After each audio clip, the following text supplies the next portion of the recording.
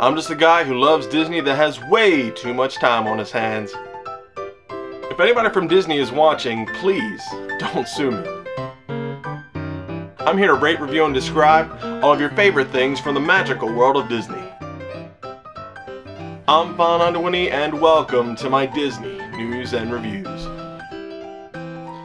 Hello everyone and welcome to this week's Disney News and Reviews. I'm File91e and I just want to say thank you to everybody who put their put comments on my last video. My grandfather, Peter Paul Belts Jr., passed away last week. Not this past week, but last week, the week before that, on Thursday, March 14th. He had pancreatic cancer, and he fought for about 5.5 months, and then it finally took him.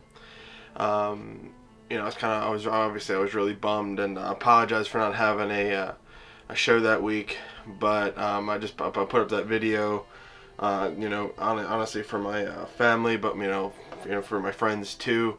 So that was the man. He kind of raised me. Really, he was more than a grandfather because I lived with him my entire life.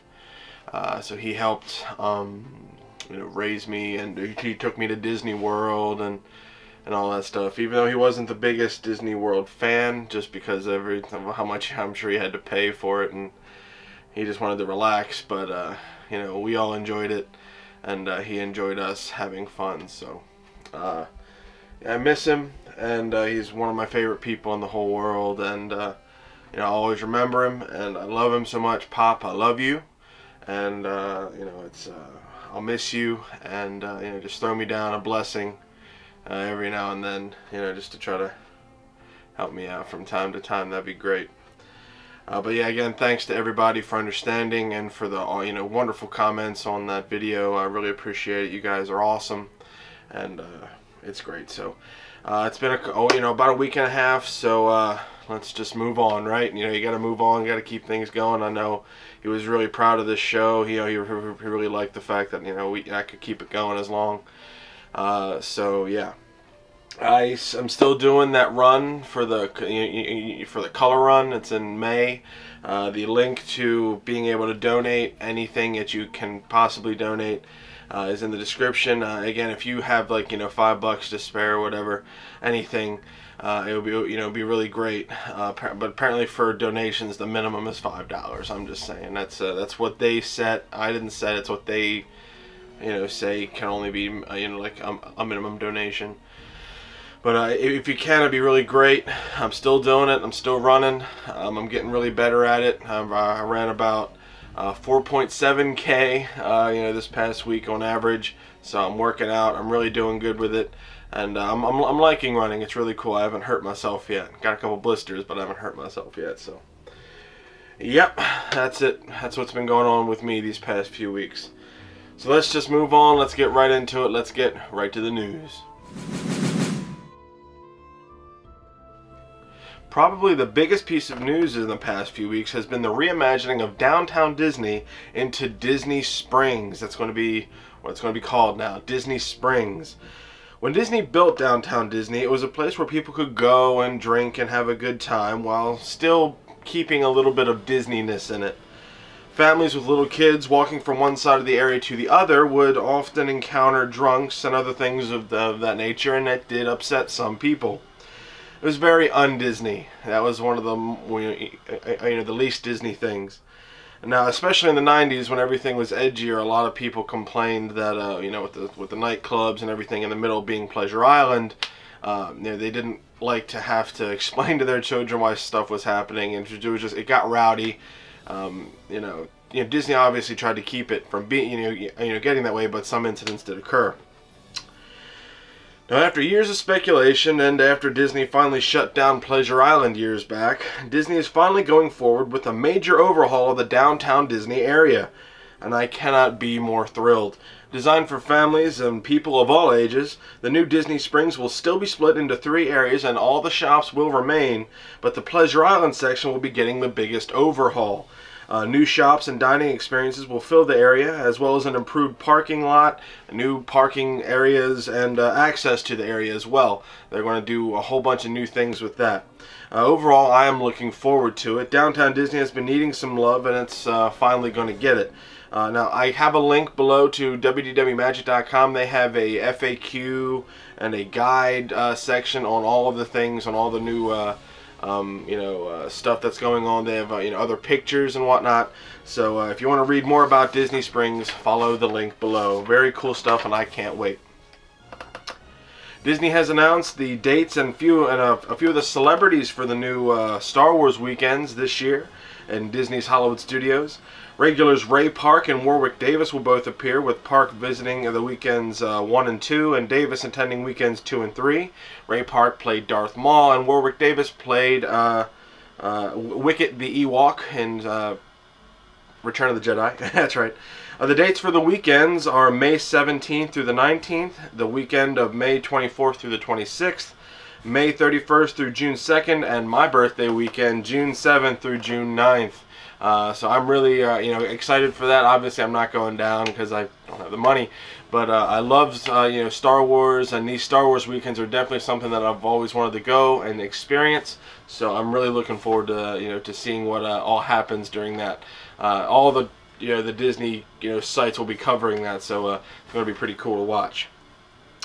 Cast at Disney's Hollywood Studios are reporting that Disney Channel Rocks will be having its last performance on April 6th. Disney Channel Rocks has also been removed from the official calendar for dates beyond April 6th. The show, which began in October of 2010, is performed multiple times daily and takes place on a moving stage that travels along Hollywood Boulevard. I haven't reviewed that, but it's a pretty standard show. It has a lot of all the Disney Channel songs and things like that. I think that took the place of the High School Musical 3 thing. So who knows? Maybe they're going to do a new one. Epcot's Fountain View ice cream is set to close on April 8th to begin the conversion into the second in-park Starbucks location at Walt Disney World. The new Starbucks in the Fountain View location is expected to reopen in early August of 2013. The Magic Kingdom's Main Street Bakery is currently closed and will open as the first Starbucks location in early summer, right in time for the good old summer rush. But who wants hot coffee in the middle of the summer? I mean, but then again, maybe in the morning. I don't know. I guess that's when it's going to be busy. And in some rehab and refurbishment news, Pirates of the Caribbean is closing for a short refurbishment in late June. The attraction closes on June 17th through to June 20th with a reopening date of June 21st. So going down during those dates, keep all that in mind, and head to all those different Disney websites that I mentioned at the end of my videos. They always have rehab dates and whatnot. So definitely check them. That's one thing you need to check when going down to Disney World, so you're not disappointed by some closings or refurbs. Also, just want to say real quick, Splash Mountain is open, and the refurb has been done really nice. All the lighting has been upgraded, new textures and different things like that. And a lot of people love it. So Splash Mountain has reopened after that big 3-month-long refurbishment. So excellent stuff there. Yeah, that's the news for this week. Let's get right to the reviews. Alright guys, the first thing I want to review today, actually I'm not even going to review it, my friends are. This is their last review that they went together. They went on their own little separate excursion, and they went on some different things that my brother and I didn't get on. They went to the Pinocchio Village Haus restaurant in the Magic Kingdom, and they are going to review that. But I want to give you some tidbits of information about the Pinocchio Village Haus. This is located in Fantasyland in the Magic Kingdom, and it is a counter service restaurant. It's a quick service, a restaurant, but there is nice seating. That's the one good thing about this. This place is the seating's really good. It's themed to the nines with Pinocchio, and it serves basic food. Nothing special. Flatbread pizzas have been introduced, and salads and different things like that. Nothing, nothing very eclectic or anything like that. Now, like I said, the seating is what really, separates the, this from a lot of the other places. There's outdoor seating. They have balcony seating, especially on the inside. There's also even a certain balcony that overlooks the Small World entranceway, which is great. So you can kind of watch people get on Small World, and you can wave to them and all that stuff. Very, very cool. Now, again, I didn't eat here, so I'm not going to be reviewing this. I'm going to shoot this over to Bob and Kaya so that they can give you their take on the Pinocchio Village Haus restaurant. Over to you guys. It was another quick service place. It was still really nice. I like that pretty much everything was like wooden style, and it looked really nice. And we did get to sit in like a window seat where we saw Cinderella's castle like as we were eating. So that was like a really nice view along with it. It was cool. You got your Caesar salad. It was a Caesar salad. And you got your what else? What the hell was that one dessert? You ate more of your dessert than anything else. Some kind of ice cream. Yeah. She's like, not sure, because you ate it was the gelato. Because you ate mine and you ate yours. Yeah, because it was really good. See, that's me eating a lot. Maybe he wasn't lying. I would give it a 2 stars, as I'm talking over Nick, who's talking. I would definitely give it a 2 star. Most definitely. Now, as you heard, they gave it 2 stars. It seems like a 2-star restaurant to me, just because there's nothing overtly special. Although the seating and being able to sit right by the Small World entranceway is really kind of cool. You are still inside, obviously, so I'm sure the air conditioning and what is great to beat the summer heat. But overall, nothing spectacular. They said they thought it was nice, but nothing overtly spectacular. So there you go. They gave it 2 stars. I want to go with them. And yeah, the Pinocchio Village Haus, the Magic Kingdom. Alright guys, the last thing I want to review today is the Jedi Training Academy. And what these guys say the Jedi Training Academy is, it's an outdoor stage show, minor attraction. Go the first 2 shows of the day. To sign up your children to go on stage, visit the old Sounds Dangerous building early in the morning. Spots are first come, first served. A treat for young Star Wars lovers, 4 stars. Now this is actually a really cool little attraction that they added, and I want up always observing a lot of it, especially whenever I walk past it and a show is going on. Now this is located in Echo Lake in Disney's Hollywood Studios, and there's also a version of this in Disneyland. It's essentially the same thing. It's right there, next to Star Tours. And it's located off to the left of the Star Tours entranceway, because the Star Tours entranceway outside is specifically designed to be, the forest moon of Endor. And this is the it's said to be like the bunker, from the Forest Moon of Endor. It's kind of cool. The show is 30 minutes long, and it was originally introduced during the Star Wars weekends when they were popular. This was the kind of like a thing you could do. But it became so popular that they made it a mainstay attraction right next to the Star Tours entranceway in October of 2007. Now, the idea of this is that each participant is given a training lightsaber and Jedi robes and taught a routine set of sword fighting moves. Basically, a Jedi Master is going to teach you how to be a Jedi.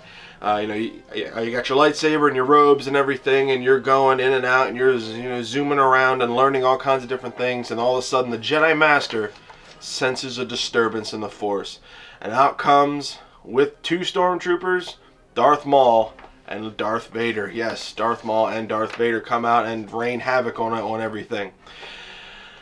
Now, obviously, the Jedi Master is there to protect you, and apparently, through the show, you realize that these aren't actually Darth Vader and Darth Maul. They're kind of like, representations of them, Dark Force representations of them, kind of like Luke Skywalker did in the Empire Strikes Back when he was training with Yoda. How Darth Vader was there, but it wasn't really Darth Vader, it was him. It's kind of how this is, so it really isn't Darth Vader and whatnot.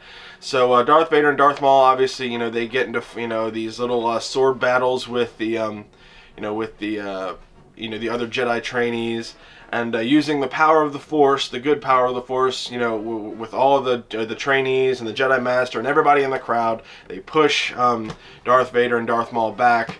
From where they came, and everybody's happy and awesome, and everybody wins, and it's the good guys win, and everything's great. Now, one thing about this attraction is you have to be a Jedi. You cannot be a Sith. Sith meaning the bad guy. What's funny is over in Disneyland there was a little girl. It's on YouTube, who when she did the Jedi Training Academy, she was up on stage, and when Darth Vader came out, she knelt down in front of Darth Vader, like as a pledge to be a Sith trainee, and the Jedi Master at the time could not believe that was happening, and he just kind of ushered her over to the side. He's like, okay, little girl, go do that. And since then, she kind of has been, she received like about 15 minutes of fame with that, and it was actually kind of funny. So go on YouTube or type that in, little girl Darth Vader sort of thing, and you'll see her do that, and that was really, really funny, the reactions of everybody. But yes, you do have to be a Jedi. You cannot be a Sith. There is a set kind of attraction here, but you never know what you're going to see, especially with a live show like that. Now, if you do want to sign up for the for this attraction, like I said earlier, you do have to go to the old ABC studio, or where the Sounds Dangerous used to be. You can sign up there. Go early, or else because all slots will fill up, and whatever slot they give you, you have to show up. But now, this doesn't guarantee that you're going to wind up on stage and all that and be the main guy. It does not guarantee that, but it does guarantee that your kids will be picked over other people from the crowd, because they got to tell you what to do and all that. Now, it is outside, so weather conditions do affect the show. I'm just letting you know that it is outside, and there isn't there aren't any seats or anything like that. You do have to stand and watch for 30 minutes, so just letting you know that. And lately, Disney has actually toned down the violence to make it more fun. If you need an example of that, the stormtroopers don't point guns at you anymore. They always just point at you with their fingers and whatnot. Obviously, with all the stuff that's going on in the world nowadays, they don't want to make it too intense and whatnot. They don't want to promote the violence and whatnot. But it is a Jedi Training Academy, so you are going to be doing sword fighting and whatnot. They just want to make it more fun than violent than anything else. So it's a really good time there. So yeah, that is the Jedi Training Academy. So what am I going to give the Jedi Training Academy at Disney's Hollywood Studios? I'm giving this 3 stars. They gave it 4. I would give it a 3.5, but I don't do halves, and it's kind of on the lower end of the 3.5, so I'll round down to 3. This is one of those things where if you're really interested in it, go see it, and I guarantee you'll have a good time. If you're not interested in it, you can skip it and move on, and it won't really affect your day much. Definitely go on Star Tours, but if you see this and you're interested and you got some time, go check it out. It's really fun. How they do everything, and like the set looks really good. The costumes are awesome, and they really do well with it. So it's just overall it's fun. It's a good little excursion, and if you got some time, check it out. If not, don't worry about it. You're not missing that much. So the Jedi Training Academy and on Echo Lake in Disney's Hollywood Studios, 3 stars. Yeah. Well, I hope you guys enjoyed this week's Disney news and reviews. Sorry for all the cutting and whatnot. I just it's been tough, and I'm just getting back into this whole thing. So yeah, also, please help me, with the donations, with my, running for the 5K. It's not for me, it's for charity. It's totally worth your time, and it would really help me out, and I really appreciate that. Thanks again to all the people that commented on my grandfather's video. He would have loved it, and I loved it, and you guys are awesome. I really, really, really appreciate that. So yeah. But yeah, if anybody from Disney is watching, please don't sue me. I just want people to go down and have a good time. Go to the Pinocchio Village Haus and eat, the food there if they want to, or or check out the Jedi Training Academy and Disney's Hollywood Studios. It's actually really cool. And if you are going to Disney World, be sure to go to allears.net, touringplans.com, wdwmagic.com for all your latest and greatest Disney news. WaltDisneyWorld.com is good too. They have all the information right there. They have a great blog. It's awesome. Alright, yeah. So this is episode 199. I'm almost to 200. So we'll see what shenanigans will come in the next week and whatnot. So awesome. I'll see you guys next week for another Disney News and Reviews. Bye, guys.